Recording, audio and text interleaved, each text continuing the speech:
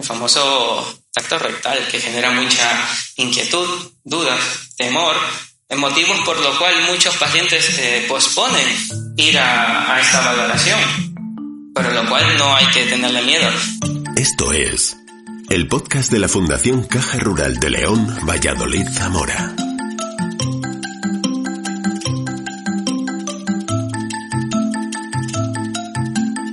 Escucha la carta, las conferencias, la voz de los premiados, el argumento del autor. Investigadores, médicos, científicos, historiadores, músicos, creadores de cultura y arte, intelectuales de diversas ramas se convierten en divulgadores de conocimiento a través de este podcast. Bienvenido. Pues buenas tardes y muchas gracias por vuestra presencia. En esta semana lo primero que quiero hacer es darle las gracias al Hospital Recoletas, que colabora con la Fundación en el desarrollo de estas jornadas. Y como se suele decir, la unión hace la fuerza, y yo creo que entre el Hospital Recoletas y Fundación Caja Rural pues creamos ahí un binomio muy importante y un binomio perfecto para poder desarrollar conferencias de este tipo. Hoy, como todos sabéis, contamos con la presencia del doctor José Luis Soto, que nos va a hablar sobre el urólogo, sobre la urología, que sí, ya es hora, sobre todo pues nos afecta más pues a sexo masculino, ¿no? Y doctor Alfaro, cuando quieras. Bueno, gracias Feliciano, a la Caja Rural y en especial al público que ha asistido, porque sabemos, ya lo ha dicho Feliciano, que no nos acompaña el tiempo, pero agradecemos la presencia. Como Hospital Recoleta estamos muy contentos con la invitación siempre y apoyando a la Fundación, porque nos parece importante que dar a conocer de manera cercana y a través de estas jornadas temas importantes de la salud. En esta ocasión pues nos va a hacer una exposición el doctor José Luis Soto, especialista en urología de nuestro hospital, quien expondrá un tema muy importante, que es cuándo consultar en urología. Así que yo le invito a todos a estar atentos. Y doctor José Luis Soto, muchas gracias por su conferencia. Bueno, urólogo, ya es hora. Esta pregunta es bastante frecuente en el día a día. No sabemos qué responder. Normalmente cuando nos dicen ya es hora, ¿cuándo es la hora? No sabemos qué hora es, ni cuándo está bien, ni cuándo está mal. Entonces, para empezar la charla, me parece importante saber quién es el urólogo, ¿no? Porque yo le pregunté una vez a un niño. Le pregunté una vez a un niño, ¿para ti qué es un urólogo? Y me lo dibujó como lo ven aquí. Para él era un hurón con bata, en principio. O sea, va a depender mucho de lo que se conozca y lo que se sepa y cómo se interprete. Me llego a preguntar si a veces el urólogo es médico, el urólogo opera. Evidentemente, hoy nos enteraremos, o ya lo sabemos, que el urólogo o uróloga es un médico, pero no solo es un médico, también, dentro de lo que es la medicina, también es la rama quirúrgica o hay cirujanos. Es una especialidad médico-quirúrgica. Aparte de ver mucha patología, en consulta también tenemos que ver mucha patología en quirófano. Operamos un montón. No es como otras especialidades que se dedican solamente a pedir análisis y todo. No, hacemos bastante cirugía. Urólogo mujeres, sí, cada vez más, ¿vale? Así que no hay que sorprenderse cuando entremos a la consulta y nos encontremos a un especialista, uróloga. Hay que tratarlos evidentemente igual, pero sobre todo la misma confianza. No hay que tener ningún problema, ningún miedo a contar los problemas o las patologías que tengamos a ese especialista, porque está igual o mejor preparada que cualquier compañía. Entonces pasaremos a saber lo que es la urología. La urología, como habíamos dicho, es una especialidad médico bastante quirúrgica. Nos encargamos principalmente de lo que es la prevención, el diagnóstico y el tratamiento. ¿De qué cosas? Principalmente lo que son enfermedades morfológicas del riñón. ¿Esto qué es lo que ¿A qué nos referimos con lo morfológico? Nos referimos a la anatomía renal, anatomía de lo que es la vía urinaria. No tratamos lo que es la parte de cómo funciona un riñón. No, eso no lo hacemos nosotros. Eso lo hace lo que es el nefrólogo. Él es el especialista que se encarga de estudiar, pues, por qué filtra más, por qué filtra menos, cómo funciona el riñón. Nosotros nos encargamos de lo que es la parte anatómica, si hay alguna alteración anatómica del riñón. También vemos lo que son las alteraciones anatómicas del aparato urinario. Entiéndese también lo que es el retroperitoneo. El retroperitoneo es muy fácil. Tenemos lo que son los intestinos. Los intestinos están dentro de una bolsa que se llama peritoneo. Pues todo lo que se encuentra por detrás es el retroperitoneo. Esto del retroperitoneo, ¿por qué es importante? Porque es ahí donde se encuentran normalmente pues todo lo que son los riñones y lo que es la vía urinaria.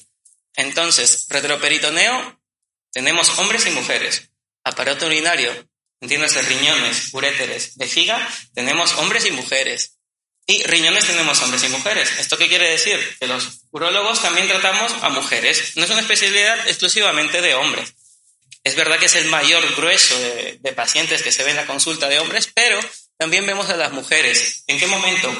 Alteraciones anatómicas renales, alguna duplicidad renal, que tengamos un riñón extra, doble vía urinaria, que tengamos piedras. Las piedras las presentan tanto hombres como mujeres.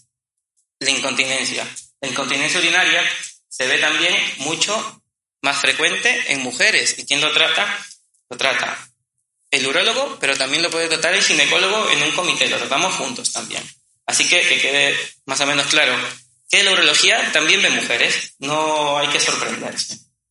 Y aparte, pues estudiamos las enfermedades de todo lo que es el aparato genital masculino, sin diferencia de edad. Otro concepto más, no solo vemos pacientes mayores, vemos un rango amplio de edades, sean pacientes jóvenes, pediátricos, que sería lo que es la urología pediátrica, y de ahí tenemos un salto hasta los 20, 30 años, donde vemos principalmente patologías oncológicas, y de ahí ya tenemos un salto bastante más importante hasta los 50, 60, que ya vemos pues lo que normalmente conocemos en la calle, los pacientes pues con la próstata que esté yendo mal, y también a los pacientes con litiasis. Así que es bastante importante saber que vemos a los dos sexos y también tratamos el aparato genital masculino.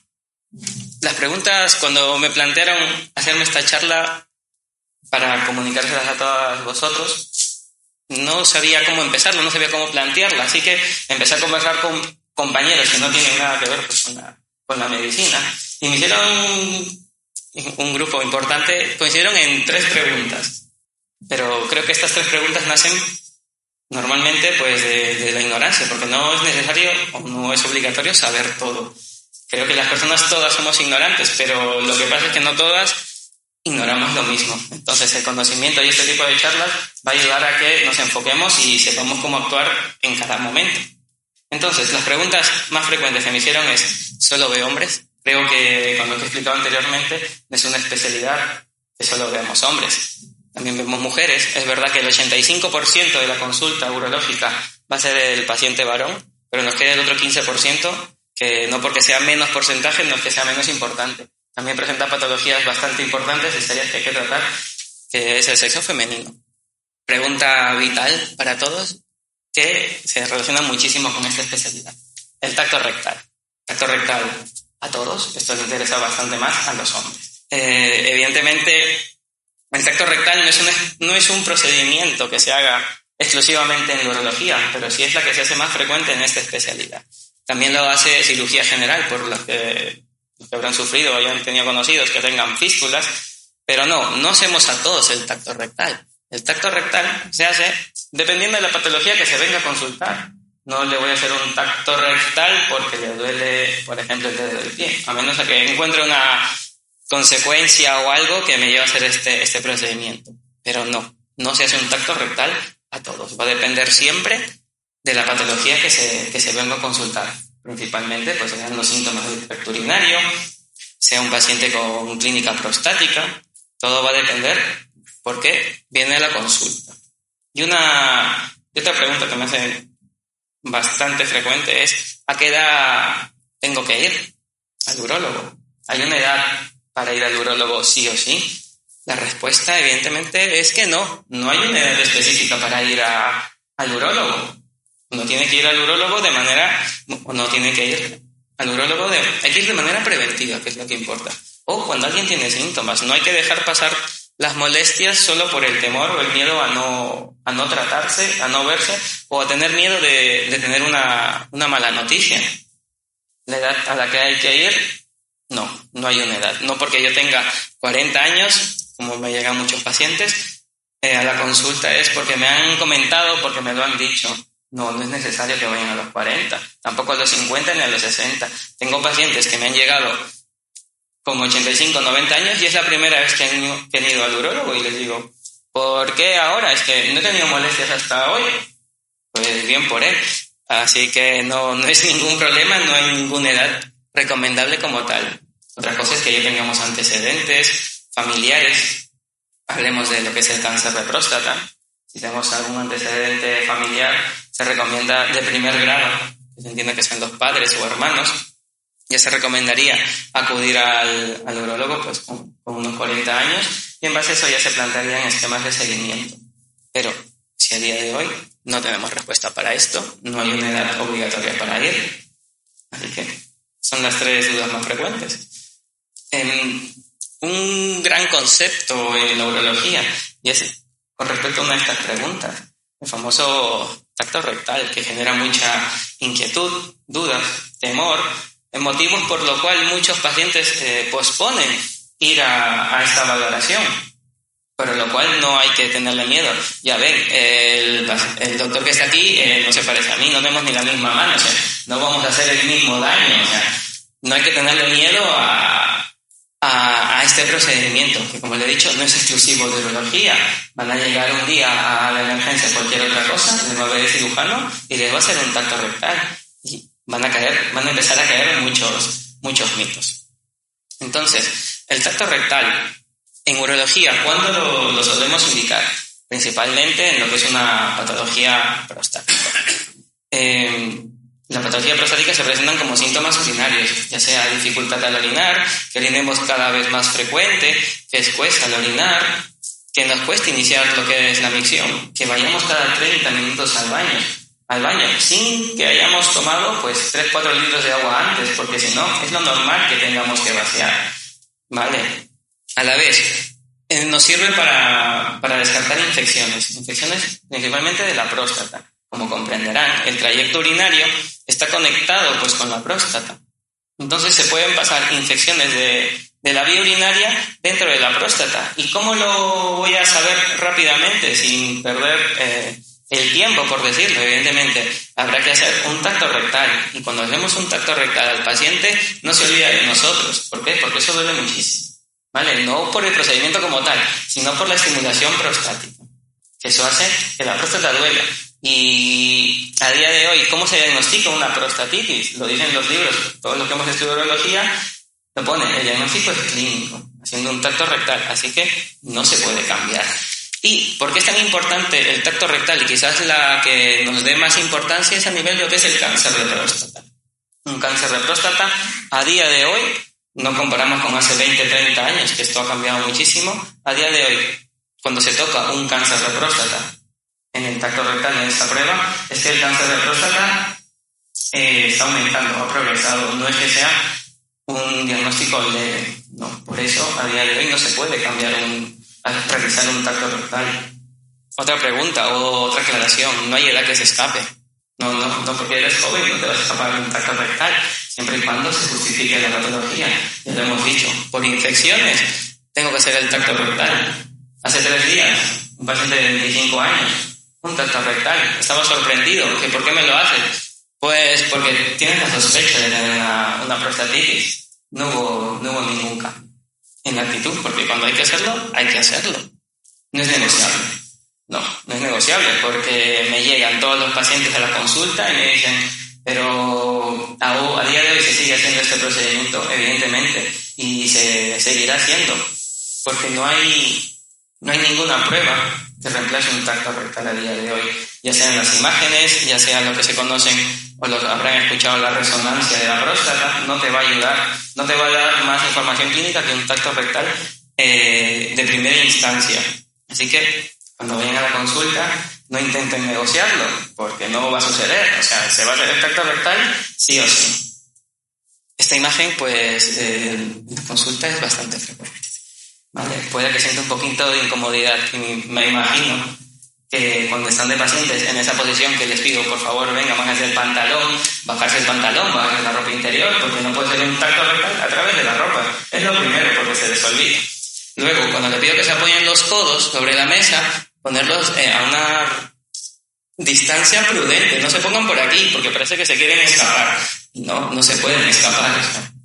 No se pueden. Entonces, son las recomendaciones que les daría cuando hacemos contacto rectal.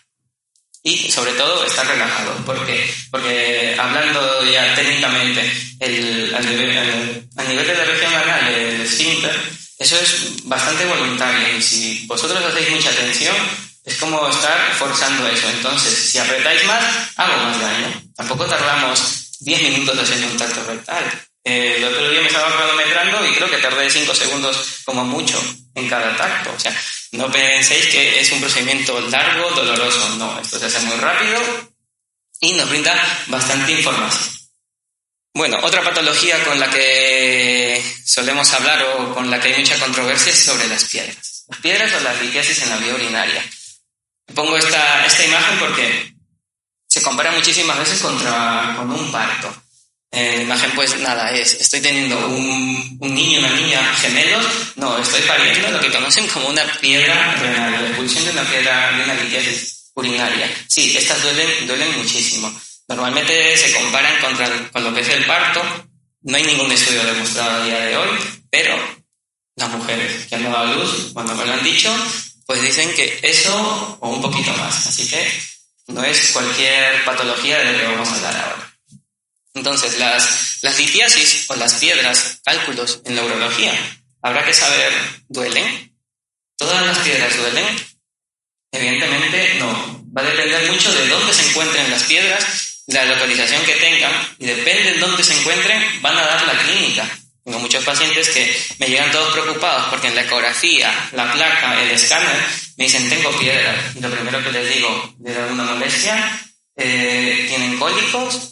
En principio me dicen, no, ahí las tengo tranquilamente. Y cuando les digo que no les tienen que doler, se quedan sorprendidos. Pero es que la piedra como tal no duele. La piedra, cuando está en el riñón, no tiene por qué doler. El riñón como tal no tiene inervación. O sea, si le das un golpe al riñón por dentro, no duele. Lo que duele es la distensión. Cuando se hincha ese riñón, la cápsula que tiene alrededor de él, eso es lo que duele. Antes no tiene por qué doler. ¿Por qué las tengo? Esa es la pregunta bastante frecuente. ¿Por qué las tengo? Es que tampoco lo sé. No hay por qué saberlo. Otra cosa son los motivos que lo tengamos. Principalmente se ha visto que lo que es la obesidad y el sedentarismo en estos últimos 50 años ha hecho que el aumento de las piedras en la población en general se eleve en un 50%. ¿Por qué las tengo? Puede ser, primero, por hábitos alimenticios, por baja ingesta de agua. Se dice en los estudios que menos de 1,5 litros al día, malo, predispone a que se formen piedras. La ingesta de sal elevada, hablamos de más de 5 gramos al día. Se recomienda menos de 5 gramos de sodio o sal al día. Después, causas genéticas, familiares. Hay familias enteras que tienen piedras. Contra eso no se puede hacer nada. Eso es tu sistema urinario, por decirlo, no lo podemos tratar. Podemos intentar prevenirlo y que las piedras no sean tan grandes, pero no hay un tratamiento como tal. Preventivo, tampoco. Así que esta pregunta, cuando me la hagan, primero habrá que valorar mucho qué hábitos de vida tenemos, cuánto bebemos de agua. En países más tropicales hay más incidencia. ¿Por qué? Porque se suda más. Y si bebes menos agua, te deshidratas. Y eso facilita que precipiten las piedras, a que se formen las piedras. Así que la hidratación es bastante importante en la formación de estas mismas. H&M, sí, ya te he dicho, no me cansaré. Hombres y mujeres, ¿vale? Se presentan los dos sexos. Más frecuente las piedras de calcio en los hombres, hasta un 20% más frecuente en los hombres. Pero sí, los dos tienen posibilidades de tenerlos, y se comenta en los estudios que las mujeres pueden tener menos probabilidades de piedras al inicio o antes de los 50 años o antes de la menopausia por la progesterona principalmente. Entonces están protegidas hasta esa edad, pero luego se empiezan a disparar la incidencia. ¿Dónde las veo? ¿Dónde veo una piedra? ¿Me la invento? ¿Dónde aparece? en todas las pruebas que podamos pedir. Principalmente tenemos al inicio lo que es una radiografía del abdomen, lo que se usaba antes tradicionalmente. A día de hoy tenemos más a mano lo que es la ecografía, lo utilizo yo en la consulta, eso me da una idea rápida y puedo saber si están o no están las piedras. Y la prueba, digamos, la mejor o la más estándar es el escáner, el TAC, donde las vamos a ver, vamos a medirlas, vamos a saber con mayor exactitud. Nos pueden hasta decir de qué composición son, porque no todas las piedras son iguales, no todas las piedras son de calcio como lo conocemos. También hay 7 tipos de piedras, pero las más frecuentes sí que son las de calcio. Tratamiento. Esa es la otra preocupación que tienen. El tratamiento, sí hay tratamiento, evidentemente. Hay el tratamiento médico, que lo explicaré un poquito, y el tratamiento quirúrgico, o tal vez no hay nada que hacer, solo hay que observarlos y ver si dan problemas o no.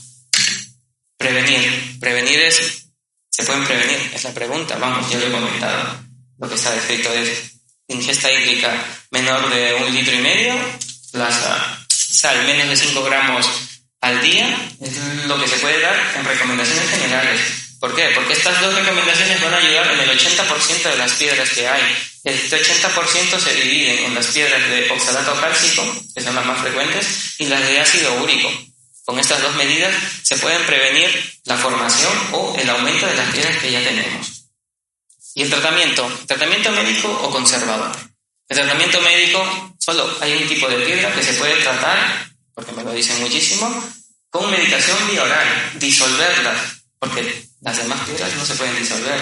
Están en estudios a día de hoy si las piedras del calcio se pueden disolver con un medicamento que se llama favoritos, pero a día de hoy no hay ninguna prueba ni evidencia científica 100% de que yo la pueda poner para que tenga resultado como tal. Las piedras de ácido úrico, que se tratan con el bicarbonato de sodio, son las que responden, son las únicas a día de hoy. No hay ninguna otra más. El tratamiento conservador es lo que les he comentado. Si la piedra no duele, lo controlamos y vamos viendo cómo va en el tiempo. No hay por qué tratarlas a todas las piedras. Eso hay que también tenerlo en cuenta. Cirugía. Nosotros como urólogos las tratamos, evidentemente, mediante el quirófano. Nos gusta operar, está claro. Pero no hay que tratarlas todas, como os he dicho. Hay que escogerlas, hay que verlas, hay que ver si son subsidiarias de un tratamiento o no. Tranquilamente, hace 30 años, hace 30 años de elección era lo que es la cirugía abierta. A día de hoy creo que solo he visto en los últimos 5 años una cirugía abierta por piedra. Ahora todo lo hacemos por dentro, de manera endoscópica, con el famoso láser, las pulverizamos. Depende de dónde se encuentren, si se encuentran en el riñón o se encuentran en el uréter. Hay distintos aparatos que podemos utilizar para poder tratarlas, las piedras sin ningún problema.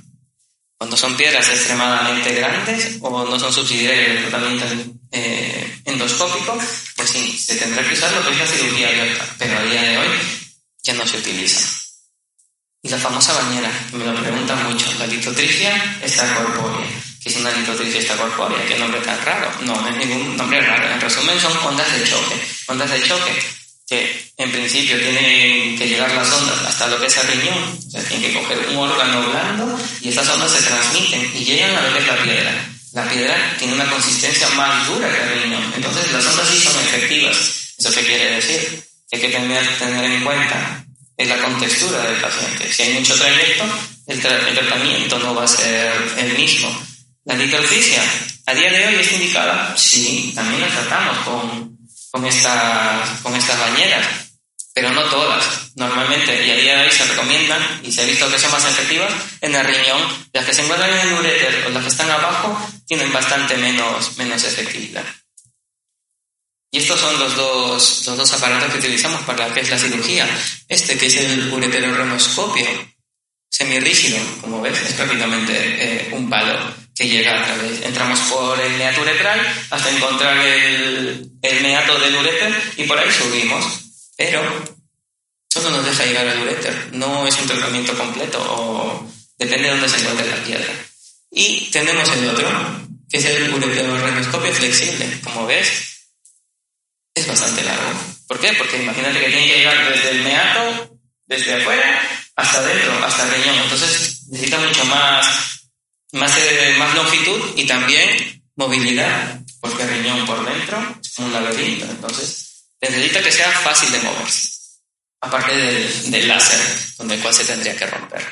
Y el último síntoma que me gustaría tocar, esto es una imagen y se más que 1000 palabras, y esto sí, por ese sí no pierdo ni el tiempo, y es el primero que me viene, cuando sangran. Se sangra al orinar, conocido como hematuria.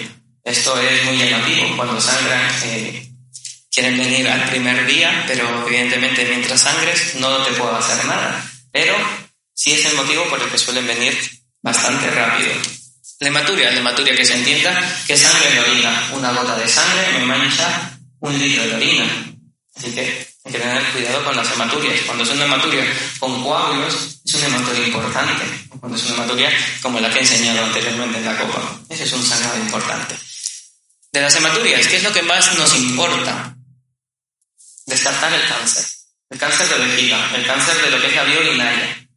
Es el principal síntoma que da el cáncer de vejiga, o cáncer de vejiga o cáncer de vía urinaria. El cáncer de vejiga no tiene relación con los antecedentes familiares. Si lo ha tenido algún familiar, sea tu padre, hermano, madre, abuelo, técnicamente es relativo, no tiene importancia. ¿Qué es lo más importante para el cáncer de vejiga? El fumar. Quien fume y me sangre, pues hay que preocuparse, porque es lo más importante. La persona que fuma tiene 2-3 veces más riesgo de tener un cáncer de vejiga o de vía urinaria que una persona que no fuma. Entonces hay que tomarlo bastante en cuenta. Pero ¿es lo más frecuente que la gente sangre por un cáncer de vejiga? Pues no. Lo más frecuente que pueden aparecer son las infecciones de orina. No llegan a nuestra consulta porque no toda infección la ve el urólogo. Si son infecciones simples, son tratadas como unas infecciones simples. Pero la infección puede dar sangrado. Y si da sangrado, habrá que completar los estudios, hacer los cultivos de orina, ver por qué tenemos infecciones. Las piedras, como comprenderán, la piedra no es como una piedra a veces de lisa, ¿no? Tiene bordes, tiene picos. Y si esta piedra empieza a moverse, a dar vuelta al centro de la vía urinaria, también va a sangrar. Y pueden ser sangrados desde hematuриas que no se ven, o pueden ser sangrados bastante importantes, con coágulos. Hace 2 días tuvimos que operar una semana, tuvimos que operar a un paciente porque estaba muy sangrado, no había nada. Lo único que tenía era una piedra. Y cuando vimos la piedra, evidentemente, las piedras se forman como quieren. No son redondas como siempre, pueden ser alargadas, pueden tener una forma de triángulo, y dependiendo cómo se muevan y cómo esté inflamado el tejido por dentro, te va a dar la clínica. Y la hiperplasia de próstata, también la próstata va a sangrar. Si crece de manera desproporcionada, también va a sangrar. Todo tejido nuevo en la vía urinaria puede sangrar, pero no quiere decir que sea cáncer. No porque sangremos y no tengamos un cáncer de vejiga y sea el sangrado por la próstata, es un cáncer. No. Normalmente un cáncer de próstata no da síntomas a día de hoy. Por eso se hacen el PSA en la consulta para ver lo que es el antígeno prostático. Es el único método que tenemos a día de hoy para ver si tenemos un cáncer de próstata. Y la otra pregunta es ¿cómo estudiamos a las hematurias? Mediante el cistoscopio. El cistoscopio es igual que los 2 anteriores, solo que en tamaño más corto, porque la uretra es más corta. Ya sea rígido y flexible. Eso nos permite, es flexible, evidentemente es una ventaja para todos los hombres. Y ya lo tenemos en la consulta también. Y nos permite un diagnóstico más rápido de ver si tenemos algo malo en la vejiga. Que tenemos las pruebas de imágenes, pedimos ya sea el escáner, pero mayormente y casi siempre queremos ver siempre la vejiga, porque todas las pruebas tienen sus límites, sus rangos, sus cortes. En cambio, cuando entras con una cámara, la revisas directamente y puedes estar tranquilo y más seguro de que no tenemos nada dentro de la vejiga. El escáner, que es lo que se pide mucho, y justamente hoy he tenido que lidiar con alguien porque no quería hacérsela. Tenemos que entender que las pruebas de imagen, el escáner como tal, tiene entre cada corte que se ve, puede ser de 5 milímetros. ¿Qué pasa si entre cada corte y corte se ha comido? No se ve esa imagen. Y la única forma de verla es mediante visión directa, que es lo que más se recomienda. Así que, bueno, esos son los principales síntomas que quería conversarles. Y con respecto, no puedo pasar por desapercibido el mes de noviembre para lo que es la salud sexual. A día de hoy hay un movimiento que se llama el Movember, que es una fundación que se dedica a recaudar dinero. ¿Para qué? Para la salud mental y la prevención del suicidio masculino, el cáncer de próstata y el cáncer testicular. Este movimiento, por decirlo, empezó en el 2003, luego con el objetivo que ya he comentado, concientizar a la gente en la salud mental masculina y también para recaudar el dinero. ¿Para qué? Para promover investigaciones sobre el suicidio, sobre el cáncer de próstata y sobre el cáncer del testículo. Porque es importante, más de 500.000 de muertes es por el suicidio masculino al año. No parece, pero sí, es un número bastante importante de tomar en cuenta, porque se hace, porque sucede, detectarlo a tiempo y toda esta gente necesita ayuda. Entonces es una manera de prevenirlo. El año pasado se recaudaron casi 83 millones y, bueno, por comentar unos datos, el 95% del tratamiento del cáncer del testículo es exitoso. Tenemos en cuenta que el cáncer del testículo, ya lo he comentado, cuando dije que tenemos 2 picos de incidencia en gente joven, se presenta en gente joven. El primer pico entre los 20-30, 30-40 y el segundo pico entre los 50-60. El 95% de estos pacientes es exitoso, pero se sabe que casi un 60% del diagnóstico del cáncer del testículo al inicio tiene metástasis pulmonares, pero suelen responder bastante bien a lo que es la quimioterapia. Pero ese 5% que queda, es bastante complicado el tratamiento que nos queda con ellos. No es nada fácil y las líneas de estudio se están quedando bastante cortas. Y otro caso importante es lo del cáncer de próstata.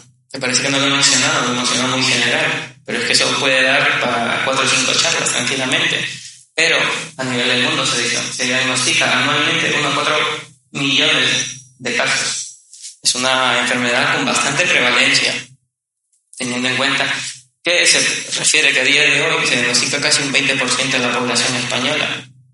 Entonces, no es un número para dejar pasar. Es verdad que a día de hoy el cáncer de próstata, como lo diagnosticamos tan temprano, no genera problemas. Hay opciones de tratamiento, pero estamos viendo ahora más pacientes con cáncer de próstata ya tratados que se van haciendo resistentes al tratamiento. Y claro, la única manera de llegar a esto y mejorar el tratamiento es haciendo estudios. Entonces, este tipo de fundaciones, y justo en este mes, es cuando se ven más identificados. Entonces, se encuentra a nivel mundial. En España es bastante importante en este movimiento.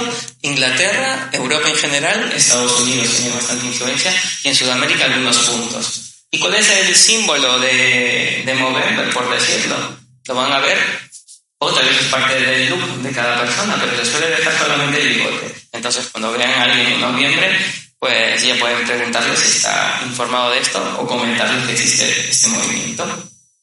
Entonces, vamos a acabar con las recomendaciones para cuando vayan a la consulta. Es estar relajado, ¿vale? Porque van con muchas tensiones, con nervios, y claro, se les olvidan las cosas. Luego me preguntan cuando salgo, me quieren preguntar 3-4 cosas más, ¿no? Ir relajados, ir tranquilos, ir con una lista si es necesaria, pero sobre todo, contar la verdad. No tienen que disminuir los síntomas, ¿no? Porque esas cosas lo sienten, esas cosas pasan. No pasa nada, estamos ahí, ya lo encontraremos la forma conjunta de arreglarlo. No juzgamos, no tengan miedo en contar sus cosas. No juzgamos a nadie, cada uno tiene sus preferencias, sus gustos y sus cosas. No hay por qué avergonzarse de nada. Saberse la medicación, por favor, eso es importante. ¿Por qué? Porque algunos síntomas se pueden confundir con la medicación que están tomando. Me pasa todos los días, pacientes que toman, me vienen pacientes con síntomas prostáticos o gente que se levanta por la noche y claro, se toman 4 o 3 diuréticos. Y claro, ¿qué puedo hacer yo para eso? Es que el pis que se genera, yo no manejo ese pis que se genera. Yo puedo mejorar cómo puedes orinar, pero no puedo cambiar de tratamiento para que se genere el pis. Entonces es importante saber la medicación. Ya lo he comentado, los antecedentes familiares es bastante importante. Sobre todo en cáncer de próstata, no he dicho nada, pero también vemos lo que es el cáncer de riñón, lo operamos. Lo que también es el trasplante renal, por si no lo sabían. Entonces, estamos ahí. Es necesario saber los antecedentes familiares. Cuando les pregunten si alguien tiene algún tipo de cáncer, saberlo, muy superficial o saber un poco, pero es necesario saberlo para poder hacer una historia clínica adecuada y sobre todo saber enfocar a cada uno de ustedes. Y los hábitos, no mentirme. Me quieren decir, ¿cuánto fuman? Me dicen 5 cigarros. Y es mentira, cuando ya tienen el paquete ahí o 2 paquetes en el bolsillo. O sea, decir la verdad. ¿Por qué? Porque es importante para poder enfocar y ofrecerles el mejor tratamiento. ¿Cuánto alcohol se bebe? Me dicen unas cañas, pero no me dicen que son una caña 3 veces al día. Un chupito o 2 o 3, pero 3 veces al día. O sea, cambian las cosas y te lo cuentan bien. El té, aunque no caiga en la teína, también es un estimulante de la vejiga. También irrita la vejiga. El café, principalmente el que tiene cafeína, irrita mucho la vejiga. Entonces son ciertas cosas que hay que saber. Hay que ser sinceros cuando uno se le pregunta y sobre todo hacer un análisis crítico de cada uno, porque puede ser para uno normal, porque viene tomándolo 20 años, pero quizás no es lo adecuado.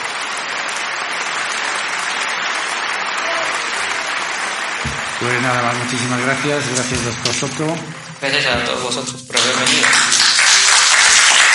Y mañana, os recuerdo, mañana el doctor Antonio Conde con la menopausia y salud de la mujer.